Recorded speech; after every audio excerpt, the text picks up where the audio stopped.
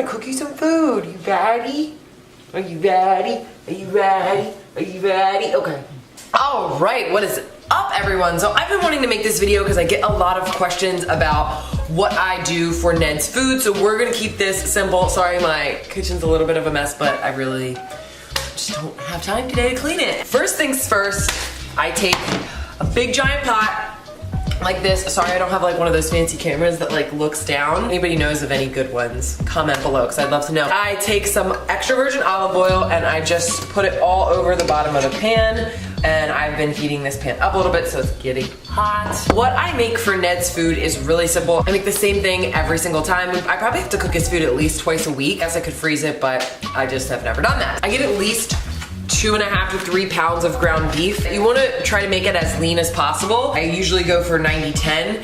If it's less than that, obviously the fat's not really that great for them. I do strain it, but we will get there. I have barley, and then I have a variety of different vegetables. I usually always pick 2. I like to get these crinkle cut carrots, to do green beans, and then I just bought this because he doesn't have enough, so this is just from Whole Foods, and it's a mix of peas and carrots. I usually only pick like 2 different kinds of vegetables, and I find that just buying them like this in the frozen section is so much easier because they're already chopped up. Your girl does not have time to sit there and chop up vegetables for my dog, even though I'm already making his food. I heat up my pan with a little bit of olive oil, and then I open up both things of ground beef and just toss them in there. Then I usually take a wooden spoon. That seems to be the easiest thing. And I just break up the ground beef, and then I put the top on. That just helps to cook it a little bit faster. While that's cooking, I will tell you about all the other stuff I put in there. You can use any kind of vegetables you want. Make sure you look up, you know, what works best for your dog, because there are other things that I add to it in terms of vitamins that I'm gonna share with you guys. I've been feeding Ned since he was probably about 8 months old, like making his food, because when he was first a puppy, I would feed him, you know, kibble, and he ate it for a little bit, but it was like such a process to get him to eat. He didn't really like it, and a lot of times I think we think when our dogs aren't eating, you know, the food, it's because there's something wrong with them or whatever, but it's like, that's not what they're eating out in the wild. The thing is, if you have a bulldog, any kind of bulldog, I mean any dog in general, but bulldogs tend to be very gassy. Their farts will clear out a room. So bad. I grew up with a bulldog and it was pretty bad. And when Ned was growing up, like, it was so awful. The smell is terrible. Ever since making his food, he's not gassy at all. And even if he is, it doesn't smell bad. Always talk to your vet and let them know what you plan on doing. Make sure that your recipe is something that is approved by a vet. The recipe that I use, I've talked to my vet about, they know about it, they love it. My breeder, who's been breeding bulldogs for 25 years, she also, you know, recommended it as well. Regardless of who says what or whatever, make sure that you just check with your vet. I know every vet's gonna be different in terms of what they believe in. Make sure that you're talking with someone just as you would a doctor for your own self, that you're working with someone that has the same ideologies and beliefs in terms of this stuff as you. I don't feed Ned a raw diet because my breeder just thinks that this is best, and he's been doing really well on this. Plus he's perfect for his size. I wish that he was like a bigger, chunkier bulldog, but if I made him fat, he would probably die a whole lot sooner, and bulldogs only live for like 8 to 12 years if they even get past 10. I don't want to talk about Ned. I wait till it's pretty much cooked all the way through where there's not really any more red, and then I drain it. So I drain the grease. It's really important to drain the fat and the grease from the food because that's just gonna give them an upset stomach. So if you're gonna give them anything like pork or lamb, if you're gonna feed them that, you definitely need to make sure that you strain it because that has way more higher fat content than ground beef. From here, I just set a timer depending on how much it's done. So I'll do like 3 minutes and I let it sit with the top on to cook it through, and then I will drain it and we'll be back. This timer's going off. That's pretty much cooked all the way through. I take it. I just use like a big pan just because this is the only strainer that fits. Obviously you don't want to strain grease into your sink. So I take this and I just put it into the drain. So then I'm gonna obviously drain that, but it's really important to get water in this. So I'm gonna put about 2 cups of water in here so it's not burning, so I'm not gonna turn the pan off. Once that 2 cups of water is in there. I take my barley, and you can use any kind of greens. The only reason I use barley is because my breeder told me that it stays better in the fridge. So if you use rice or you use like oats, it tends to go sour a bit quicker. Now, Ned finishes this in like 4 or 5 days. So it, you know, it doesn't last all week anyway, but so I do about a half a cup of barley overflowed. And then I pour that in there. I stir it around and then I put the cover on and I keep the heat. The heat the whole time is like, I'd say right around medium, maybe close to a little like medium high. Now I'm just going to press down on the beef so I can make sure to get all the grease out. You're not gonna get it all out. It's not gonna be perfect, but as long as you can get as much as you can out, that's the important part. Once that's all out and you spill grease all over your kitchen floor, I put it back in the pan. I don't stir it. I keep the beef. I mean, a lot of these things are just like weird things that I do. They're not necessarily anything that you have to do. I put the beef on top of the barley, just like layer it on top, and then I keep it on there. So again, it cooks it a little bit quicker. So everything's right at the bottom, right at the heat. And then I set a timer for about 6 minutes because I need that barley to cook.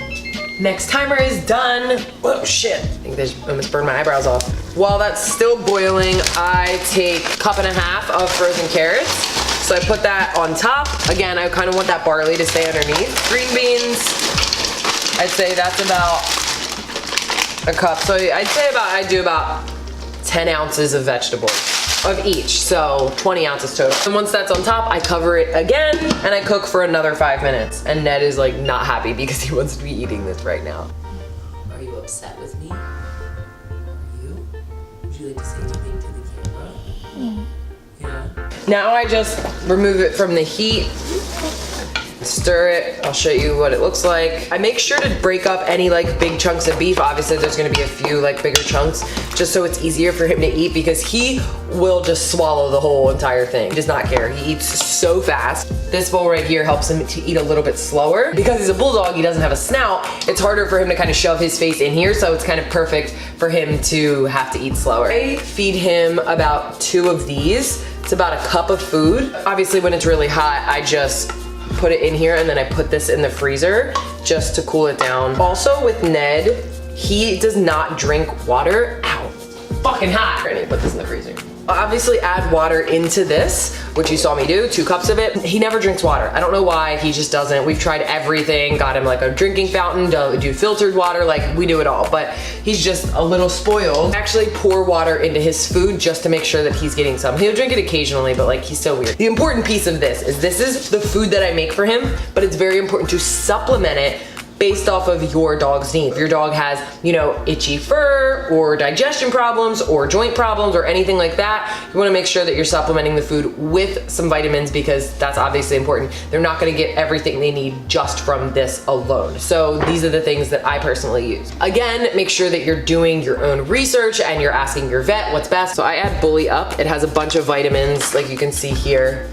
There's like a ridiculous amount of them. You can get it on Amazon. It's like 23 bucks, but it lasts for, I'd say about, well, that's 60 tablets. So it lasts for about 2 months. So it's like 12 bucks a month. This is by far my favorite oil to add to his food. It's Grizzly Joint Health. They have a ton of oils and I've used different ones before, but this is the one I use now because it has a hip and joint, I guess, added benefits to it to help with their hip and joint health. Having a bulldog, it's very important that you watch their joints because that's one of the main health issues that bulldogs have. Any kind of bulldogs is just their elbow joints, just because of the way that they're built. It's healthier to make sure that you're taking care of that. I add 1 tablet in the morning for him with 2 squirts in the morning and then only 1 squirt at night. No vitamins at night. And again, it depends on how much your dog weighs. You know, Ned's about 40 pounds, so that's why I do 3 squirts a day, but if they're over 100 pounds, like they're getting 8 of these a day. So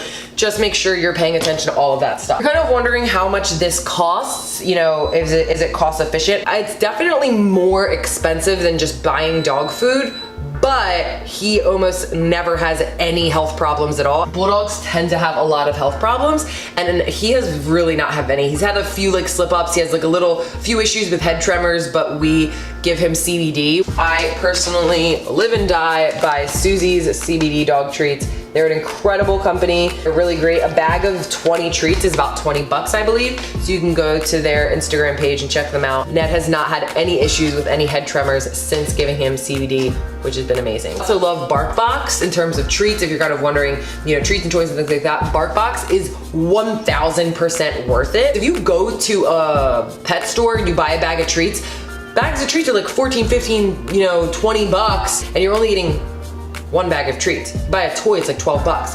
BARKBOX is 20 bucks a month, unless it might be a little bit cheaper if you do like, if you buy it, pay in full, like you pay for the whole years, which is what we do. Ned also has a code for that. It's just his Instagram name, one word though, NEDNEEDSTOLIFT. No spaces, no dots, nothing like that, just NEDNEEDSTOLIFT. You can get your first box for free. But it's 20 bucks a month and you get 2 bags of treats. You usually get some kind of like big long like bully stick or something like that, and then 2 toys. And the toys are the cutest. Like honestly, my favorite part about BARKBOX is how cool the themes are, because there's a theme for every month. There's different things, like, oh my gosh, it's the cutest. If you've ever seen me share about it. His food's probably done. Yeah, his food's ready. So like I said, I take one of these vitamins. This is what they look like. He does not like to eat these, don't know why. So I just like break it up into his food. I have heard from my vet and from talking and doing my own research that like salmon oil or fish oil is really the best for dogs. There we go. I think I just spilled that everywhere.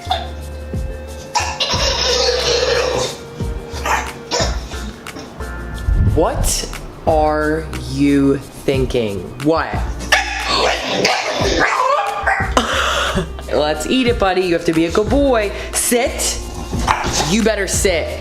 Sit and stay. Stay. Wait. Wait. Hey, look at mommy. You look at mommy. Okay, go ahead. Yay! And he spills it all over the wall, which I have to clean. And this looks like super dirty, sorry guys, but I promise I clean my house. He just makes a mess every time he eats, so I have to clean it all the time. Hey, slow down. Do you guys hear this?